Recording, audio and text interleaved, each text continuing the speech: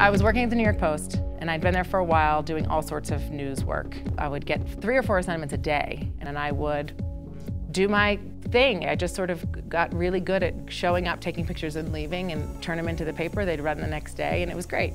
But I wasn't good at shooting for myself, and I really didn't know what that meant.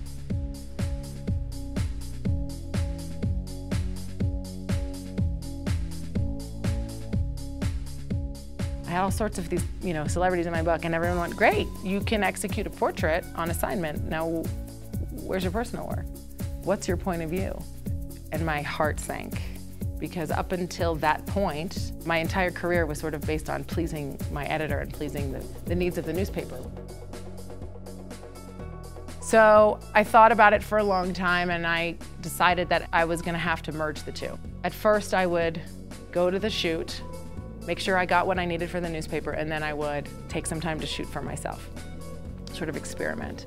And eventually, I was just sort of able to execute for the paper, but it still had a piece of Victoria in it.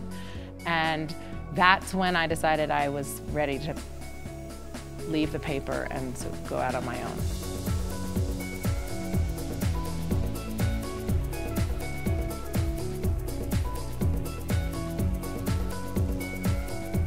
I think my photojournalism roots are very present in a lot of my work. But I decided about halfway through my time there that I didn't want to be the photographer that runs to conflict zones. I really was drawn to storytelling.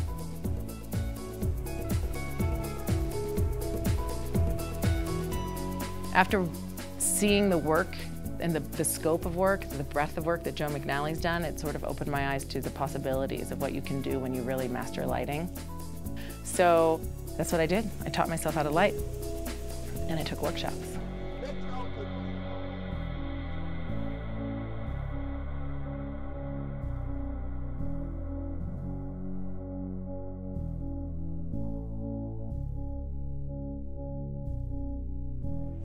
In my experience, creativity is something that needs to be nurtured.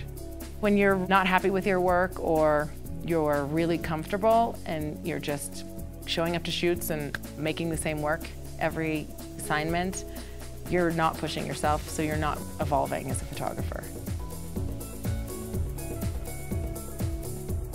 I still have to carve out time for me to just experience things.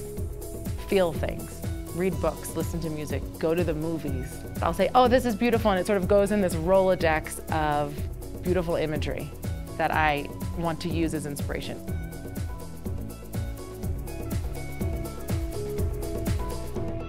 I've even started doing alternative processes, wet plate collodion, things like that. And let me tell you, when you start those things, you feel like, I don't know, it's almost like you're back in kindergarten. You're looking around like, I don't know what I'm doing. And it definitely is an uncomfortable feeling, but that's where the creativity starts to flow.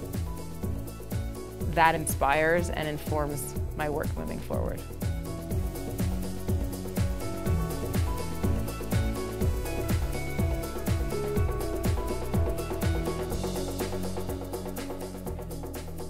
I don't think I would be happy as an artist if I wasn't trying to grow, trying to learn. I mean, I'm a perma student.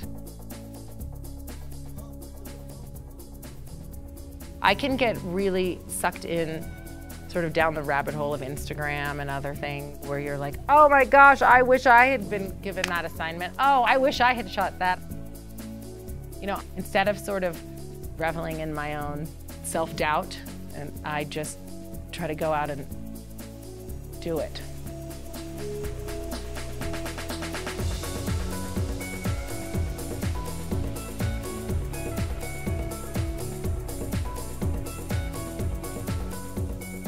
Having self-confidence is a really important part of this, and the confidence only comes with experience.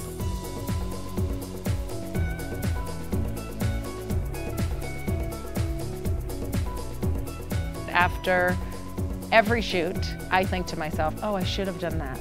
Oh, I should have tried that.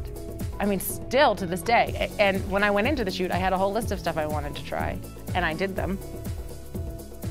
And I still will leave thinking, oh man, I should have tried that. But that's the evolution of your work. I think that's the most important part, those aha moments, and then you write them down, and then you take that and you apply it to the next shoot. You have to constantly be shooting. It has to be that your camera is an extension of your arm. You know, it's just part of my language. It's how I articulate myself, because Lord knows I am not the best writer. So this is how I'm talking.